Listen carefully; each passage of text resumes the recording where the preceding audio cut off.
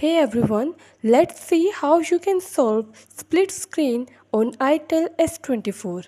Before starting this video, please subscribe this channel. Let's start our video without wasting any time.